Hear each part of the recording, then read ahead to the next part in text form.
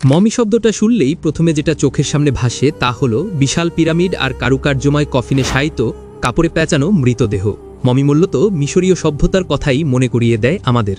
মিশরীয়দের অনন্য কীর্তি হল মমি। ৩ থেকে ৫,০০০ বছর আগে মৃত মানুষের দেহ সংরক্ষণের জন্য তারা এই বিশেষ উপায়ে বের করেছিলেন। কী ছিল তাদের মমি বানানোর ফর্মুলা? প্রায় ৩,০০০ বছর ধরে প্রাচীন মিশরীয়রা মানুষের মমি করেছেন। বিভিন্ন চলচ্চিত্রে এরকম বহু মমি আমরা দেখেছি। দি মামি বা মমি নামে বিখ্যাত অভিনেতা টম ক্রুজের একটি চলচ্চিত্র আছে। মিশর নিয়ে লেখা বিভিন্ন গল্পেও বারবার এসেছে মমির কথা। শুনে হয়তো অবাক হবেন, মিশরে এত সব প্যাপিরাস পাওয়া গেছে অথচ এর কোনোটিতেই মমিকরণ প্রক্রিয়া নিয়ে বিস্তারিত কিছু লেখা ছিল না। তাহলে আধুনিক মানুষ মমি কিভাবে বানানো হতো সে কথা জানলেন কেমন করে? আজকের এই ভিডিওতে জানবো সেই রহস্য, কিন্তু তার আগে ভিডিওটি লাইক করে চ্যানেলটি সাবস্ক্রাইব করুন এমন সব ভিডিওর জন্য। 1860 সালে আলেকজান্ডার রিন্ট নামের এক স্কটিশ আইনজীবী থিবসের গুর্না নামের এক জায়গায় কিছু অভিজাত মিশরীয় কবর খুঁড়তে গিয়ে দেখলেন সমাধি ডাকাতেরা এগুলো আগেই লুটে নিয়েছে। কিন্তু সেই কবরস্থানে বেশ কিছু মমি পাওয়া গেল। এর মধ্যে 14টির পায়ের বুড়ো আঙ্গুলে দেখা গেল ট্যাগ লাগানো। আমরা জামা কাপড়ে যেরকম প্রাইস ট্যাগ দেই সেরকম নয়, কাঠের ট্যাগ।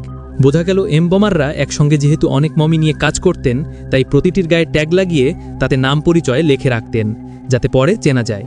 আলেকজান্ডার রিন্ট আরও খোঁড়ার পর একটি অক্ষত কবর পেলেন। তাতে দেখা গেল সার্কোফ্যাগাস অর্থাৎ কফিনের ভেতরে স্বর্ণের প্রলেপ দেওয়া মমি এবং কিছু ক্যানোপি জার। স্বর্ণের প্রলেপ দেওয়ার কারণ এটি কখনো বিবর্ণ হয় না।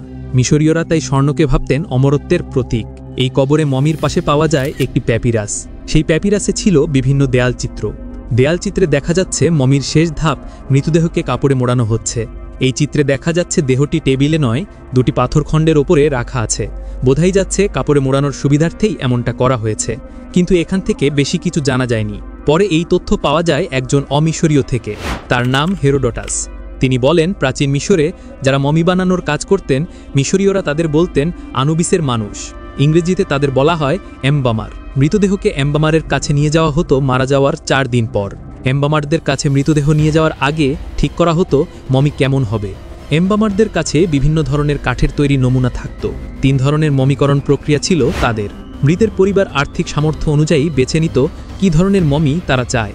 তারপর একজন এসে মৃতের পেটের ওপরে একটু বায়ে একটা লাল রেখা টেনে যেতেন। এর দৈর্ঘ্য হতো 2.5 ইঞ্চির মতো। এরপর একজন স্লিটার ইথিওপিয়ান পাথরের ছুরি ব্যবহার করে পেটের ওই দাগ বরাবর চিরে ভেতরের অঙ্গগুলো বের করে আনতেন। পরের ধাপে নাক দিয়ে একটা লোহার হুক ঢুকিয়ে মাথার খুল্লির ভেতর থেকে মগজ বের করে নেওয়া হতো। তারপর মৃতদেহটিকে 35 দিন ন্যাট্রনে রেখে হতো, এতে দেহ কিছুটা শুকিয়ে যেত। 46তম দিনে মৃতদেহ কাপড়ে মোড়ানো শুরু করা হতো। তারপর আবার 35 দিন ন্যাট্রনে রাখা হতো। এভাবে মারা যাওয়ার 70 দিন পর তাকে কবরে শোয়ানো হয়।